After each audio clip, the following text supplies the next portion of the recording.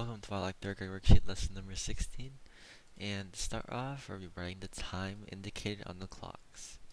And so, in case you don't know what the clock means, basically the shorter hand, or we'll assume that the thick hand is the hours, and the thinner one is the minutes. So I'll write a little indicator up here. And basically, looking at number 1, we know that our hour hand is located at 1.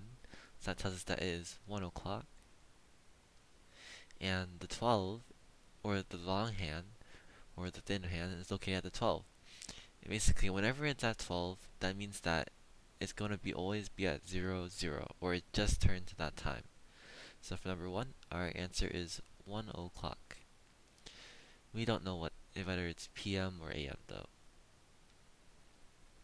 For number 2, we look at the same thing, but this time our hour hand is at number 2, but the minute hand is still at number 12. So that tells us that our answer is just 2 o'clock. Over number 4, it's the same thing, but this time this hour clock or hour hand is at 6, and the minute hand is at 12, and that tells us that it's 6 o'clock. And lastly, for number 5, the hour clock or hour hand is at number 11, and the minute hand is at 12, so that tells us that it is 11 o'clock. Moving on this page, we're continuing to write the time. As we see for number 7, well, it's the hour hand's at 7 and the minute hand's at 12. That tells us our answer is 7 o'clock.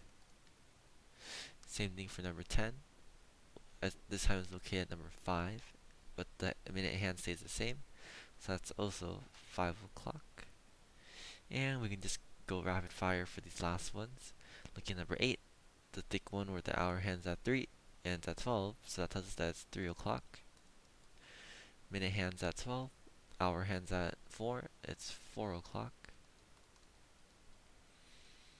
Minute hand's at 12, hour hand's at 9, that tells us it's 9 o'clock. And both of them are on 12, so that tells us that it is 12 o'clock. On this next page, we'll be finding the missing numbers. And basically, it's kind of like conversions, basically. And as we know, there's 60 seconds in a minute, and there's 60 minutes in an hour. There's 24 hours in one day. There are 7 days in a week, and there are 365 days in a year. 12 months in a year too. So looking at number 1, we see we have blank hours in one day, and we all know that one day has 24 hours, so our answer is 24. For number 2, we have 2 weeks equal to blank days, and we know that there are 7 days in a week, and since it's asking for 2 weeks, we can do 7 times 2, or 7 plus 7, that gets us 14 days. For number 3, 1 year is equal to blank months, and we all know that there are 12 months in a year, so we just put 12 right here. And for number 4, we have 4 weeks equals blank days, and we know that 1 week is 7 days, and there are 4 weeks, so we do times 4, which is, and since previously we know that 2 weeks is equal to 14 days, this is equal to 14 plus 14, and that gets us 28 days. Moving on to our word problems. Number 1. Gina went on a trip for 2 days, or 2 weeks and 3 days. She left on July 11th. When did Gina return? So, we know that she left on July 11th. So let's have the 11th right here sitting on the side. And now we need to convert 2 weeks and 3 days into the weekdays. So we know that 2 weeks has 7 days in a week. So 7 times 2 is 14. And we can add 3 to that. That gets us 17. So then we know that she was gone for 17 days. And instead of trying to find when did she return, we can just add 17 to 11. And that gets us 28. And so we know that she returns on July 28th.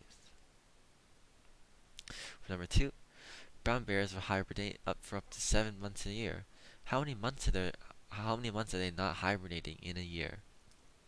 So since we know there are 12 months in a year, and polar brown bears hibernate up to 7 months in a year, we can subtract 7, and that gets us our answer.